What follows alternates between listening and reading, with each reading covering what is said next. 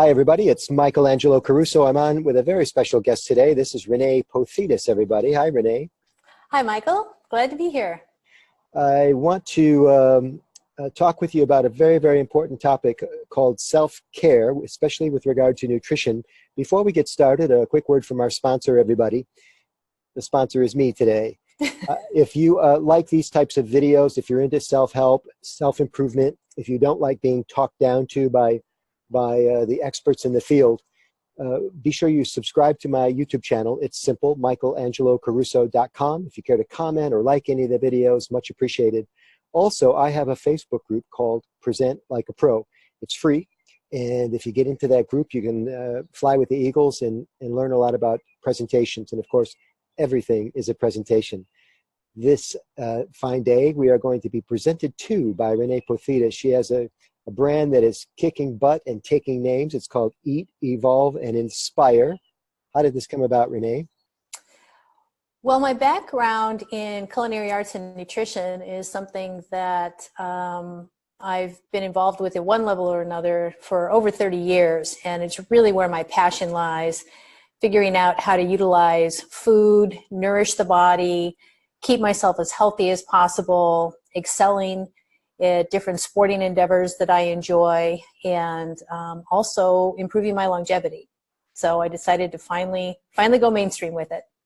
So these things that you mentioned, although they were very personal to you, these goals, it turns out that there's a lot of people on the planet Earth that share similar goals. A lot of people struggling with food, a lot of people want to feel better. I find it interesting that we're in the best educated society of all time, and we still struggle with basic human issues like what to eat and how much to move. And, you know, everybody's wearing the Fitbit, and we've got all kinds of nutrition labels, and it's like we're more confused than ever. Is that your experience? Yeah, absolutely. Why is that? Well, there's no lack of information. Yeah. And if it was as simple as giving people the information they need, like I can give you a shopping list and I can say, eat these things 3 times a day and it'll all work out. But it's just not honestly that simple. No. It requires a more in-depth look at your lifestyle, your stressors, your genetics play a component, how active you actually are, the types of foods that you like and don't like, and then how to incorporate all those sorts of things in a way that nourish your body from the inside out and create something that's also sustainable. So it doesn't mean that you have to eat a certain rigid way every single day, but how do you eat in a way that's a lifestyle that allows for things like going out with friends, birthday parties, having a donut and an ice cream without blowing everything out of the water. And there just doesn't seem to be enough balance around that. And, you know, I think one of the sayings that people think, or is very common, is they'll say, oh, just everything in moderation. But what does that mean? Because for somebody who's used to going to a fast food restaurant and eating hamburgers and French fries 3 times a day, what is moderation for that person? Once a day. And people tend to do better with black and white rules. If you say, eat this way, eat this way, eat this way, but then that also sets up in their mind that this is all I have to do. Nutrition and health is fluid, and it requires constant tweaking. You said something very interesting at the beginning of that passage. You mentioned that you could tell people exactly what to do, and all things being equal, it would probably work. But there's a level of customization that is required in this type of coaching, where because not only are you dealing with food, but you're also dealing with movement, and you're also dealing with the types of food, the quantity of food, right? Again, back to the Fitbit, everybody's, you know, trying to pay homage to the 10,000 steps, but all 10,000 steps are not created equal. Nope. The 10,000 steps that you make walking in a brisk pace from the parking lot to your car are not the same quality of steps that you make from the couch to the fridge. And yet if you're somebody who's used to being on the couch, those 10,000 steps may actually have more impact than if you're somebody who is used to, say, running a mile a day, for example, right? Because it's different. So if you go from nothing to something, it may actually have more impact on you for a while. You know, you and I have a lot in common in more ways than one. And one of the reasons I was really looking forward to this session is because I teach presentation skills, which are deeply rooted in habit. Often the reptile part of the brain, you know, the brain stem, because it's something that happened to a person in the second grade play, they're still having those feelings 20 and 30 years on when they're presenting to the boss at work. Mm-hmm. And it seems to me that you deal with the same thing when you're talking to people. It's the food that they grew up with, that they came to identify as, and I love the phrase, comfort food, as if comfort food's really good for you. I mean, comfort food at its base level is just food that you like to eat, which doesn't necessarily mean it's good for you, right? That's very true. Nobody ever said comfort food was nutritious. Or maybe it is. I mean, one of my favorite snacks is Brussels sprouts roasted in coconut oil. The challenge is I can eat the whole pan all by myself. Yeah. So you can do anything to extremes. Our relationships with food are very complex because it's not just that it's about comfort. It's about you skinned your knee and grandma or mom or dad gave you a cookie, right? You go to the dentist for the first time and they work on your teeth when you're a little kid and it's a scary thing and they give you a lollipop, right, on the way out. We have holidays and birthdays and anniversaries and special nights out. And all these things are around food because food is a part of our culture. It's also a really good way for us to share our culture. I think I've mentioned this to you before. My dentist now has snacks. And I'm not talking about healthy snacks. I'm talking about Cheetos. I'm talking about the hardest thing there is to clean from teeth. You know, ostensibly you're at the dentist to get your teeth cleaned, and he's serving you Cheetos before the appointment. This blows my mind. I asked the dentist about it, and he said it's just that what all the dentists are doing now, and kids like Cheetos, so we're going to clean the teeth anyway. He kind of shrugged, like almost like he was used to it. But he's not even addressing my favorite part of the equation, which is Cheetos aren't good for you. And here's a dentist, a healthcare professional, sanctioning the junk food in his lobby. I mean, it's stunning how many times we betray ourselves as a society. It's stunning how many times the AMA, the American Medical Association, betrays us. Right? That's Tell a us much about bigger discussion. Yeah, I know that this is a pet project of yours, looking into this and talking about how we came to appreciate sugar as much as we do, thanks to Big Sugar back when, in the 50s? It probably goes back even a little bit further than that, but it's the way things work in our body and in our chemistry. So sugar is not the devil. I mean, one of the things that I focus very heavily on with my clients is we don't demonize any type of food. There's not good, there's not bad. It's all about making choices that support the goals you have now and long term. So how do we make choices that support how I want to feel, how I need to perform? Do I need to have a very, very strong brain day because I've got a lot of calculations to get through? Yeah. So the goal is eating things that nourish the body, that support the things that you want to do. By and large, that doesn't come from, at this time in food evolution, processed foods. The majority of processed foods, Cheetos is a really good example, it's just that it's chemicals and the body doesn't know how to break it down. I would rather have regular sugar, plain old regular sugar, than some sort of a substitute, right? Maybe stevia is okay, but if I'm someplace and I really want sugar on something, I'm going to take the sugar, the white sugar, or the brown sugar, the demerara, before I'm going to take anything else that's in a pink, a yellow, or a blue packet. because Yeah. at least my body knows how to break this down. It's still going to have a reaction Versus, say, artificial sugar? versus artificial sugar, because Okay. at least my body knows how to break it down. Okay, so we're going to do a dive on this, everybody. Get your pencils out. So you mentioned processed, you mentioned white sugar, which I think by definition is usually processed, correct? Generally. Yeah. So let's be clear that most people actually don't know what processed food really means. What is your definition of processed? Okay, so here's a really good example.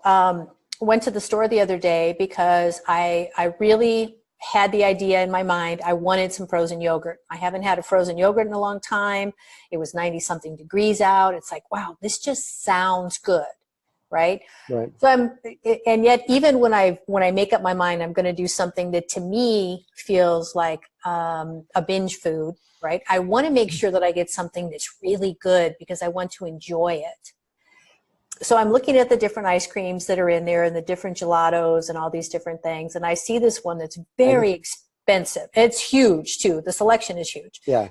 But one that looks very highbrow. It's very expensive. It was like $11.99 for the little quart of it, or the pint of it. And high something. And I'm looking at it. I'm like, wow, this must be really good stuff. And I start looking at the list of ingredients that are on there, and it was substantial. And one of the final ingredients was wheat.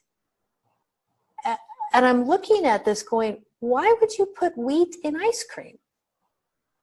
So it didn't promote it on the front label. We have gluten. It was kind of buried in the ingredients on the nutrition label. On the nutrition label or the ingredients label. And even though that's not, I mean, you can have a debate about how processed wheat is. I'm just looking at what is necessary for food. Ice cream is cream and milk and some sugar and blueberry or vanilla, whatever you're going to put in there, right? Yeah. It doesn't need to be super complex. But I just could not get over, why would you put wheat in ice cream? So that was another example of something to me that is highly processed. It's ice cream. So we're talking right now about betrayal and how sometimes the people we think are looking after us are actually not looking after us at all. They're looking after their own best interests. You know, how can we sell a lot of this stuff? Let's put some chemicals in it that make it taste good, and we'll worry about the fact that we're feeding people chemicals later. Of course, the equation's a lot more complicated than that, but that's essentially what's happening here, yeah? Well, and quite frankly, food science is very, very complicated. It's very secret as well. Food science companies, you want to talk, the pharmaceutical industry is one thing, but they have scientists of that caliber and higher in food and flavoring companies. They know what happens from the minute you see something to the first smell of it, to the mouth feel, to what happens, what it triggers when it's in your mouth, to chemicals that it releases in the brain, things that are feel good. And that's also another challenge with food, quite frankly. Good foods, bad foods, great, however you want to classify it, is that it is a multi-sensory experience. Not only do we tie it to emotions and events and experiences, but there's so much that happens in the body when you eat food. Yeah. So it's difficult to pull all that stuff apart. Yeah, so by the way, we should tell everybody our backgrounds. I am not a scientist or a doctor. Rene Nor is am not I. a scientist or a doctor. What's interesting to me about this time that we're in now is that there's so much information about food and about nutrition if you just pay attention to the people that know what they're talking about. And the challenge here, I think, Rene, is a lot of people depend on their doctors for advice, professional advice. But to me, doctors aren't in the business of providing education. In fact, they're usually in a hurry to get out the door to the next exam room. You're left to your own devices to Google or to listen to podcasts or to watch Regis and Kathy Lee. I don't know where you get your information, everybody, but this is the best time to find people like Rene who actually know what they're talking about. And they don't have to be doctors to know what they're talking about. So you decide who's giving you advice that works based on, whatever measurement tool you use. But we want you to know I want you to know that Renee's available to you. Back to the fact that we have this in common, Renee, that we're trying to help people change their habits, long-held habits in some cases. We're talking about human nature, psychology, again, things that most physicians don't trouble themselves with. Your catchphrase is ditch diets and find peace with food forever. I like it. You're not a fan of diets. No. Diets, the way it's used in not just our culture, but most cultures, tend to signify that there's a beginning and an end. And during that period of time, there's most people feel that there's going to be a deprivation period, basically. In order to get to here, I'm going to have to deprive myself so that I can get to here. Mm-hmm. And here's a good example. I know someone who, she and her husband do a lot of cruises, and she always diets down to the cruise, but she brings generally 2 sizes of clothes, because by the end of the cruise, she knows she's going to have gained a lot of weight because of all the food and stuff that's going on. Oh, wow. I'm not saying there's anything wrong with this. In my own mind, I question why somebody would do that. Why would you diet down to something so that you can then gorge yourself to the point that you actually need another size of clothing? And to me, in my mind, that's not a very healthy relationship with food in general. Yeah. When I work with clients, we don't diet. There may be some things we eliminate for a while, because they react to them poorly, because it doesn't support the goals that they have, because it impacts their performance, perhaps in a negative way. But the goal isn't to start here and end here. The goal is to create a continuum where the choices and how they eat become something that's a new habit, that is something they can maintain at all times. That doesn't mean that you don't make some changes based on certain things that you want to do. And a good example for that is I've got a big bike ride coming up in a couple of weeks. Now, the way I'm going to eat and train and sleep, actually, between now and that period of time is based on my performance goals. So I'm going to eliminate some things that can make me sluggish, that don't help, that impact my sleep, like wine. For example, wine impacts my sleep, so that I can have a better level of performance. It doesn't mean I'm going to eliminate wine from my lifestyle entirely, because I like wine. So one of the things I really like about your approach is it's a form of reverse engineering. If for example, if you're looking to find peace with food forever, other ways to say that: I want to feel good every day. I don't want to struggle with having to be close to a bathroom because I ate something stray at dinner time. And I should mention that when we talk and give examples of people who are struggling, it is not to make fun of them. It is not ad hominem. We're all in the same game together, everybody. And the game is called life, and it's getting through life. So when Rene talks about somebody who's on a cruise ship that takes 2 sizes of clothes, I think the bigger and better question is, if you're not happy taking 2 sizes of clothes on the cruise, let Rene help you figure out how you don't have to take that second set of clothes. Because I'm guessing that's not a badge of honor for you, right? I'm guessing that's something that you would like not to have to do. Same thing when we take our clothes to the tailor and let them out. Same thing when we notice, oh boy, I can't wear this skirt anymore or these slacks anymore because they're too tight. It's because of decisions that we made, probably repeatedly, that put us in this position, right? So again, psychology, habit. Or there's also changes that happen in the body, and women struggle with this much more than men do. Yeah. And that's the hormonal cycles. Yeah. So there's the childbearing years. There's getting rid of weight post-child, which depending on how old you are when this happens can be more difficult than other times. Then there's the premenopause period of time, then there's menopause, and there's postmenopause. I've gone through menopause, and I can tell you that the way I used to eat and train is very different from now than what it used to be. And my body went through a lot of struggle with weight gain and storing fat, even in areas that I'd never stored fat before. But it was because there was also hormonal disruption. So the whole idea of calories in and calories out is so antiquated and not real. Calories matter in terms of gauging how much your body needs for the energy expenditure you have.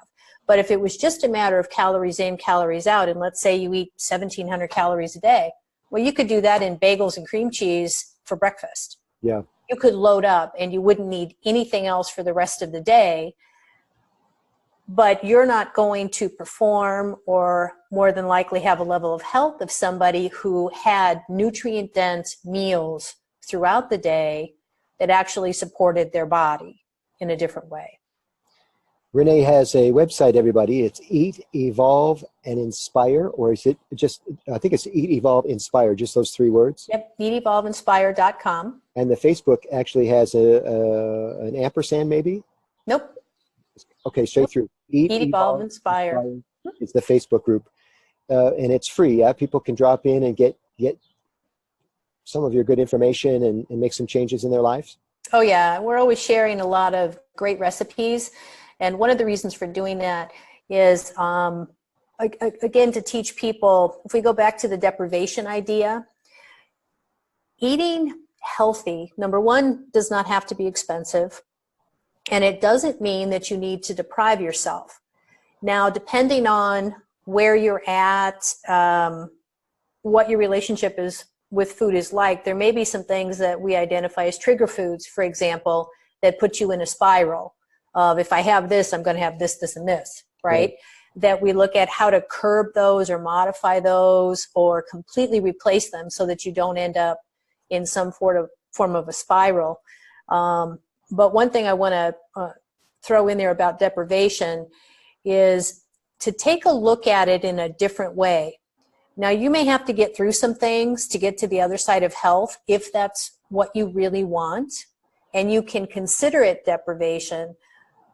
But think about deprivation in another way. What are you actually depriving yourself of by not giving yourself a gift of optimal health?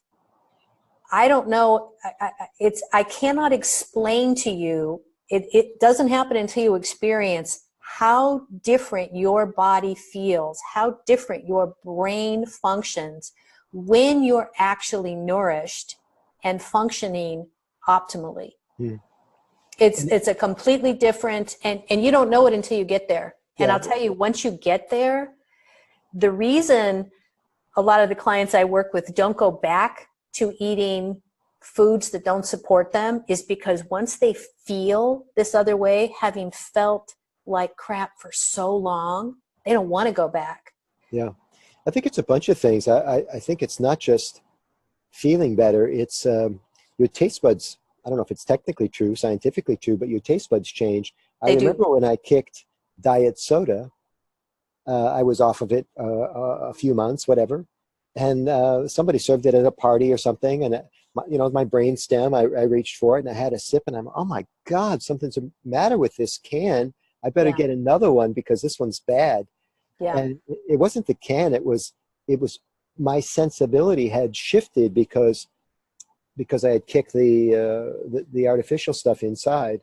Right. But you could actually taste it now, where before you couldn't actually taste it because your body had got accustomed to that chemical, which doesn't mean that it was doing any good in your body. It just means that your body got accustomed to it. I also didn't like the way I felt after having diet soda. That had shifted. But you're right. If you had explained to me how good I would feel after I don't have diet soda, I would have just shrugged because it would have meant nothing to me. There was no way for me to fully appreciate that.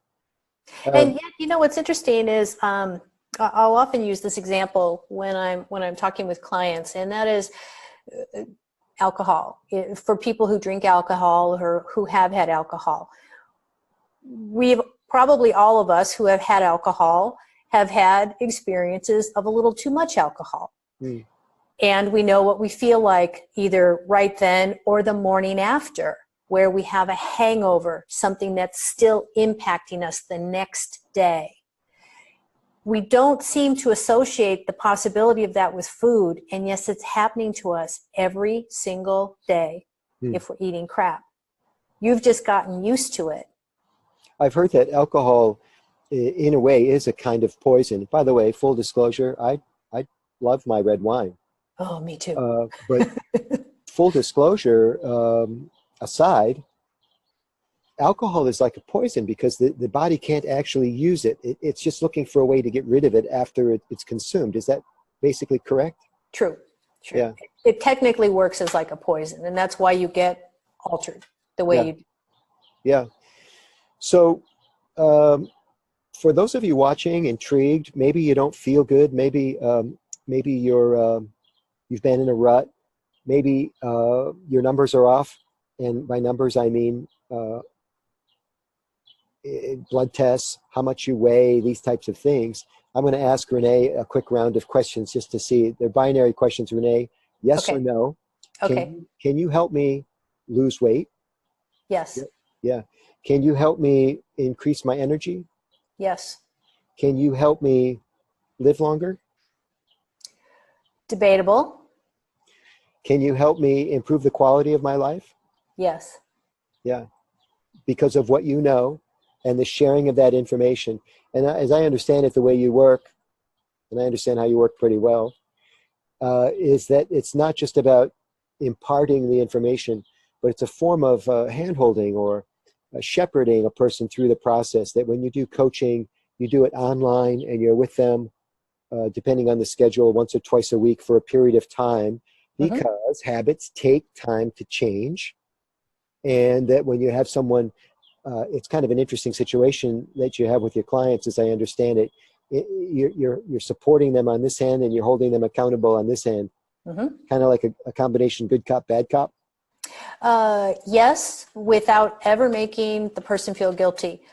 The goal in working with clients, especially people who've had histories of, I'll say yo-yo dieting, on and off, gain weight, lose weight, gain weight, lose weight. And usually what happens is they gain more weight back than they did previously. And there's a lot of studies out there about why that's easier to actually gain more weight, especially when you've been depriving yourself and not nourishing your system in a balanced way. But people need support, because predominantly a lot of this yo-yo back and forth, it's not just misinformation, it's the rituals we have around food, it's the emotional ties we have with food, and there may be food punishment cycles that we use food in a way to punish ourselves, and we go through guilt and absolution and I'll do better this time, and all those things. If we can break those down, and it's not difficult to do, but it does take somebody else, in my opinion, really supporting you. Otherwise, all we would need to do is go to Barnes & Noble, buy a diet thing. You can download any diet and grocery list you can imagine on the internet, follow this, but it's not going to work. It's not going to be sustainable if you don't figure out how to bring it into your life, as well as attack those things and those habits that are keeping you from having the lifestyle and the health and wellness that you want in your life. I'm thinking about all the diet fads through the years. Crazy ones, some of them. Very popular, by the way. And work for a period of time, often. We're still learning about the body. There is so much that we just don't know. But what we do know for certain is it's not just calories in, calorie out. And it's also not just about willpower, because that's not something that lasts indefinitely either. The body needs what the body needs, and part of that is what the emotions need and how that feeds our body. So when we can try to separate without damaging the relationship with food so that we can still enjoy it, what we want to do is take away the things that don't support you and replace them with things that support you based on your goals. One of the things I like to look at when I'm helping people solve problems is not just what's happening right now, but also I call it what comes next after what comes next. So there's a lot of people out there that are, say, overweight, or maybe they've tortured their small and lower intestines with a poor choice of food regime for a couple of decades. Mm-hmm.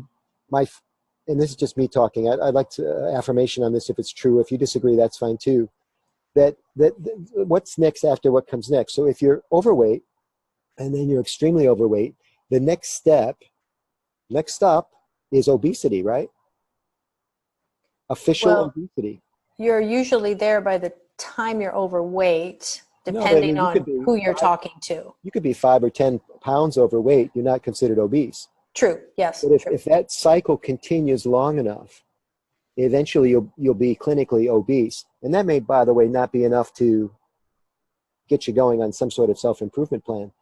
I'm looking here at trying to help some people that may be right on the edge, Rene. Mm-hmm. And if we do nothing else today, maybe we can help pull some people back from the ledge. Another example, if I may, because food is combined with other things like movement and exercise. It doesn't have to be exercise, by the way. It could be just movement. But when we eat crappy food and then we don't move, we develop an intense level of inflammation in the body. Mm-hmm. Also not a good idea, correct? Yes. And understanding inflammation is really important because there's levels of inflammation in the body that are good for the body. I mean, inflammation is one of the ways our body tells us that something's not right. Right? It's how we counteract sickness, for example. The body rallies to try and fix itself. Let's paint a graphic picture about inflammation, because I don't think people understand it. When you have a lot of inflammation in your body, how do you feel? Well, it can show up in a lot of ways. It can trigger arthritis or exacerbate arthritis. Your hair can fall out. You can have difficulty sleeping. You can have difficulty digesting food at any level. You can have difficulty with elimination. Joint pain as well, correct? Oh, yes. Yeah. Absolutely. And is there a test for inflammation, or does it just occur? I know you can test for arthritis. You can be officially diagnosed with arthritis. How do we test for inflammation? How does somebody know if they have it? Well, that's better discussed with your doctor, but one of the things that they can test is your homocysteine levels, and they can look at, as well as a lot of other markers, and they can kind of see what's going on with your body. One of the real important areas of human health right now that they're starting to take a very, very deep dive on is gut health, and truly understanding how important the microbial system within your body, and that starts at the mouth. People think about gut as the stomach or their intestines, but your gut actually starts at your mouth when you put something in. What it takes for your saliva to break down what's in your mouth as it moves through your esophagus into your stomach. There's different acids and microbes, this entire process all the way through elimination. Right. And it should be a fairly smooth process, but when it's not, and when you're having things like indigestion, acid reflux, heartburn, high levels of constipation, it could be that you've had something that really doesn't agree with you, or it could be that your biome is completely out of whack, and that's a result of inflammation.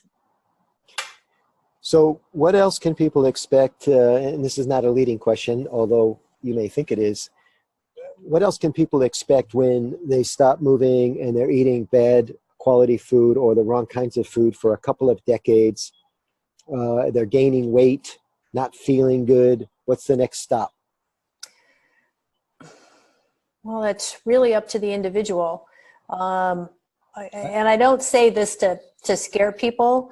I look at those things that continue to pile on as a form of cancer. It doesn't mean you're going to get cancer, but I look at it as a cancerous growth because it starts to impact every other area of your life. We are beings that are designed to move. Mm-hmm. And that doesn't mean I'm going to be doing when I'm 80 what I was doing when I was 25, but you can still move, you can still walk, you can still stretch. There's no reason an 80-year-old can't touch their toes. even do forms of yoga, get out and do some brisk walking. And food is related to all this. Well, food is related to all of it, and it's very, very simple to make different choices that support you along the way. I travel for a living. We travel for a living. And my weight never fluctuates more than 5 to 7 pounds. Even traveling all over. And people often ask me, well, how can you stay so healthy, right? How can you keep this up? When I travel, I just eat junk. Honestly, it's a choice. There's plenty of places you go. There are certainly situations that we get into where the meal in front of us is not what we would ideally eat, and you eat around it. Mm-hmm. I'm not in favor of eating something because it's put in front of me. Right. And that may sound ungrateful, but I'm not. If fish was put in front of me, shellfish, and I'm allergic to it and there was nothing else, I wouldn't eat it. And I look at my health and my food choices the same way. There are things that I don't eat. There are things I don't eat much of. And I'm at a point in my health and well-being that I would rather go hungry than eat something that doesn't nourish me, because it actually does harm me. Choice is an interesting term because a lot of people feel that they need to be presented with a choice. For example, a server at a restaurant would give you a menu that you could look at. You open the menu and you have choices. But I know that at restaurants, you see choices within the actual selections because you customize almost all of your orders. And which isn't that difficult. Yeah. And it's very simple. If there's something on there, a good example is I love Caesar salads. But a lot of Caesar salads have way too much dressing. They're loaded with croutons. Yeah. So I always order my Caesar salad with the dressing on the side, and I don't have any croutons on it because I'm not eating. I don't like to take in my calories in form of bread because I get denser, more nutritious calories in other ways, again, that support my goals. I'm not saying don't ever eat bread. Yeah. I don't choose to eat it because I get my calories in other ways. And I have no difficulty modifying. It's just about how you present it. Yeah. I'm not trying to make a big deal about it. And there's virtually no place right now, just about anywhere you go, you can pull up a Yelp app in the US. I know that we even had Yelp in Thailand. Or you can look up a restaurant menu on the internet and download and see what's there. If you're concerned about where you're going and whether or not you can eat in a way that supports what you want to feel, look at the menu. Make up your mind before you go. Take away the what if of, oh my gosh, I'm not sure what I'm going to have, so that if you're somebody who is struggling to stay on track or is trying to stay on track, get that set up ahead of time. Yep, I'm going to go here and I'm going to have the hamburger and they can wrap it in lettuce, and instead of the fries, I'm going to have this, this, and this. Yeah. It goes with it, and make up your mind before you go. Those are those hidden choices that I was referencing earlier that nowhere on the menu does it say you can have the hamburger without the bun. And nowhere on the menu does it say that you can have them keep the potato and give you double veg. And nowhere on the menu does it say you have to eat the bun. That's right. But there are a lot of people who, if they get the bun, they're going to eat it. Yeah. And I'm of a certain age, I think a lot of people are, that we were told to eat everything on our plate. Mm-hmm. We were also told no substitutions. It was on the menu.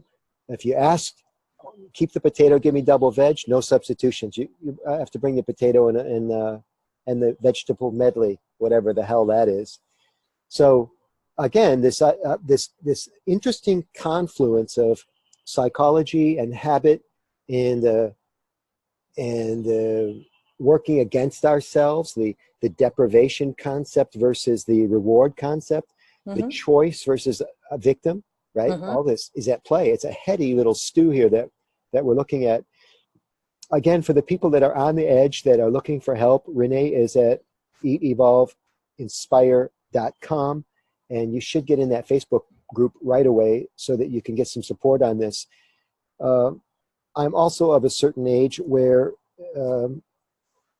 Rene, if you went to the doctor after a period of time and combination of bad luck or perhaps bad habits, that the doctor would say to you, I'm sorry to inform you that you have cancer. And I remember vividly hearing the phrase pre-cancer, which they often use now in diagnoses, that especially in things like colonoscopies and that sort of thing, that say, well, we found something that might be, and then sometimes it's not definite pre-cancer, it's possibly precancerous, right? I also hear this word a lot, pre-diabetic. Mm-hmm. And I think that that's the other thing that's at the end of this slippery slope, overweight, not moving, not looking after yourself, not really paying attention to the choices that you're making. And pretty soon you're pre-diabetic. And I don't know the statistics of what happens to people once they are announced as pre-diabetic, but man, you do not want to make that last step. That is when your life changes in ways that are sometimes irreversible, yeah? Sometimes irreversible. Often you have the ability to impact it. One of the things that's come out of the field of behavioral economics which is a field of looking at how we make decisions, why we make decisions. There's the pleasure-pain theory. There's willpower. All you need is willpower to get through stuff. And what they're finding is there's a whole lot of reasons why people don't make choices in their own best interest. Yeah. And fear, you have a heart attack. There's a lot of people who've had heart incidents or are pre-diabetic or already told they're type 2 diabetic, right? Different from type 1 diabetes. But there's not enough fear there, or I'm sorry, you've just had a heart incident, so you're like, oh my God, that scared me. I got a new lease on life. I'm going to clean things up. I'm not going to do this, and this anymore. And that lasts for about 5 months, 6 months, and then you slowly start to bring back in these other things. I'm feeling better now. I'm feeling better now. Maybe it's okay, and you start to test the water. And the unfortunate part of that is that if you were just given more tools, if you had somebody working with you to help you learn how to make choices that supported you for the rest of your life without depriving you or making you feel deprived, that actually nourished your body, these problems wouldn't be there. Yeah, and we know too that when people make these kinds of personal changes, if you're in a domestic situation where you're living with other people, you often help them as well, because if they're not eating right, if you're not eating right, there's a good chance that people in your household aren't eating right, and then everybody starts to feel better. Everyone in the household becomes a little bit healthier. There's also one of the challenges I think many people have is, and this gets back to the deprivation idea again, that, oh, my partner, my husband, my wife wouldn't want to eat the way I eat, and I don't want to deprive them of the things that they like eating. And I find that fascinating. It's an interesting way to say it, isn't it? It is, because who's depriving who? Are you depriving yourself of feeling the best you could possibly feel? And if you make a decision that you're going to eat in a way that supports the way you want to feel, is it necessary that everybody in your house eat the same way? Would they just come along naturally? Do you need to force it on them? Those are personal decisions, but it's also part of the struggle that a lot of people have, eating a certain way for a long period of time. Again, and there's an emotional connection. I'm depriving them of something that they really enjoy, versus maybe they're depriving themselves of a level of optimal health that they've just never felt. There was a, I think it was a week ago, and I just laughed at this. So Gerber baby food, not to knock any certain type of baby food, but there are better choices and there are worse choices. There are baby foods that are made with high fructose corn syrup, and so you start feeding that to your baby as soon as they're born, and what that does to their chemistry. And but they have a new cheese puff. Excuse me, you're saying that high fructose corn syrup is not good for you? No, it Okay. hasn't proven to be good for us in any way, shape, or form. Okay. At this point in time. And there's a lot of documentation behind that. But now there's a new cheese puff. There's a whole new snack line that just came out for babies who are just starting to eat, in very cute little packaging and everything. It's very appealing visually. And I was just looking at it going, oh my gosh. So let's start getting them on cheese puffs and junk even earlier, but it's this cute little packaging. And there's a thought, I think, that people have of, oh, it's just, I'm going to treat somebody to this. Mm. But if somebody that you wanted to treat, again, allergic to chocolate, allergic to strawberries, allergic to shellfish, would you treat them to something that's damaging to them? But we don't tend to look at a lot of foods and food additives in that way because we just don't understand it.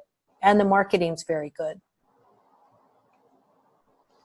So we've covered a lot of ground, man. And if you haven't been following at home, we've been talking about words like choice and treat and deprive, and none of them are defined the way you think they are. That a treat may not be good for you. A choice doesn't have to be presented. It's sometimes something that you initiate from whole cloth, just from a new regime that you're on. And the treat is not often as good as it sounds. Rene, you are one of the most knowledgeable people about this that I know.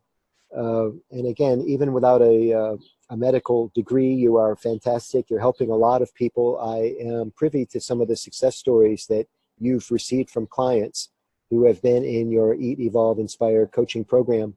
And I just want to encourage you to keep up the good work. If you're watching today, I'm encouraging you to contact Rene so that you can get with the program, man.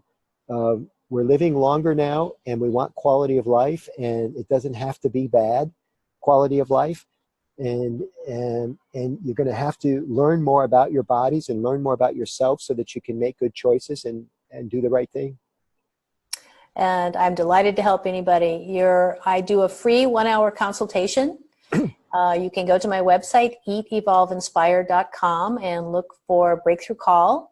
And I'm happy to do a 1-hour free consultation to help you look at kind of what's going on with your life, what's going on with your food and your habits, and if there's some way that we can improve upon it, and if my coaching program is right for you. Fantastic, Rene. Keep up the good work, and thanks for everything. Thank you so much.